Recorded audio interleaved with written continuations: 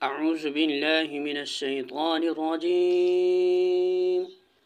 بسم الله الرحمن الرحيم. واعتصموا بحبل الله جميعا ولا تفرقوا واذكروا نعمة الله عليكم إذ كنتم أعداء فألف بين قلوبكم فأصبحتم بنعمته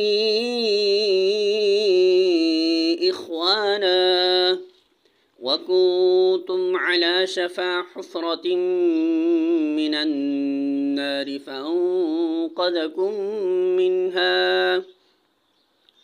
كذلك يبين الله لكم آياته لعلكم تهتدون. سورہ آل عمران آیت نمبر 103. ترجمہ: سب مل کر اللہ کی رسی کو مضبوط پکڑ لو اور تفرقہ میں نہ پڑو. اللہ کے اس احسان کو یاد رکھو جو اس نے تم پر کیا ہے. تم ایک دوسرے کے دشمن تھے، اس نے تمہارے دل جوڑ دیے اور اس کے فضل و کرم سے تم بھائی بھائی بن گئے. تم آگ سے بھرے ہوئے ایک گڑھے کے کنارے کھڑے تھے، اللہ نے تم کو اس سے بچا لیا. اسی طرح اللہ اپنی نشانیاں تمہارے سامنے روشن کرتا ہے، شاید کہ ان علامتوں سے تمہیں اپنی فلاح کا سیدھا راستہ نظر آ جائے.